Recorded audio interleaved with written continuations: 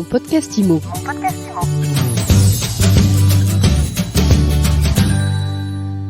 Bonjour à tous et bienvenue dans ce nouvel épisode de mon podcast IMO en live de la journée d'études de l'ESPI consacrée à la transmission des biens immobiliers.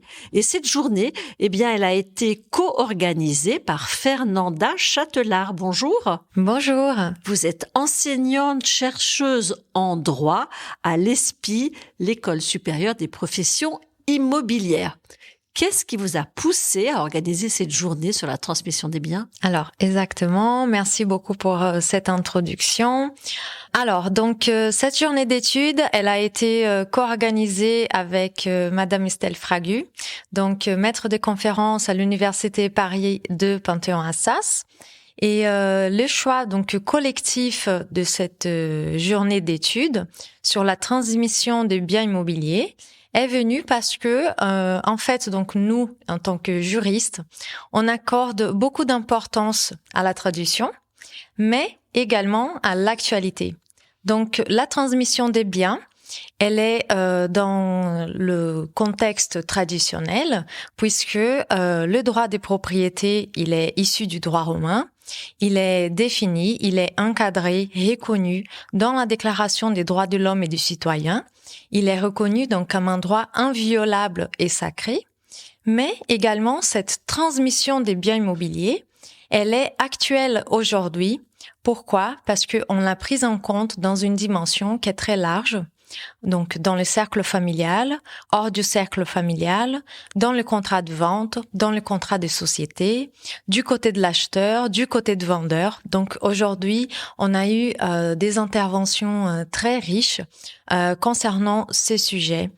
Sans oublier aussi la perspective comparée, donc avec le droit suisse. Une multitude d'intervenants passionnants et de très haut niveau. La matinée, elle était consacrée à la transmission dans le cercle familial, l'après-midi hors du cercle familial. Qu'est-ce que vous en avez retenu? Quels étaient les moments forts de cette journée? Dans la matinée, effectivement, on a pu voir cette transmission dans le cadre de la société civile immobilière. Donc, la société civile immobilière, elle se présente donc comme un outil de transmission successorale, donc dans les cadres, dans le cercle familial. Il faut anticiper, il faut réfléchir en amont, donc concernant cette transmission de biens. Ensuite, on a eu également l'intervention concernant le partenaire survivant. Et bien sûr, l'achat en indivision dans le régime de la séparation de biens. Donc, beaucoup des questions à se poser concernant les régimes à choisir et dans le contexte de la transmission dans le cercle familial.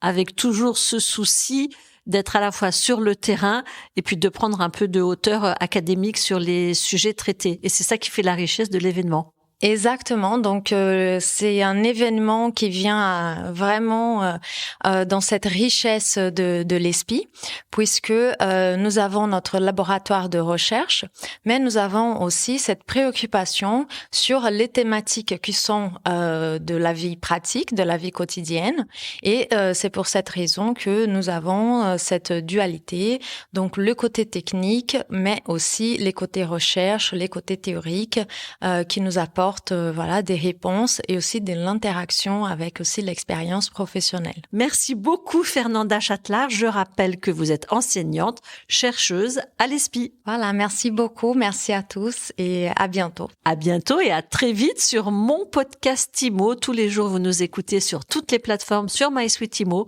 Si tout ça vous intéresse, surtout vous en parlez autour de vous, vous vous abonnez, vous laissez des commentaires et puis surtout vous nous mettez des étoiles parce que je dois dire qu'on adore ça. Mon podcast IMO. Mon podcast IMO.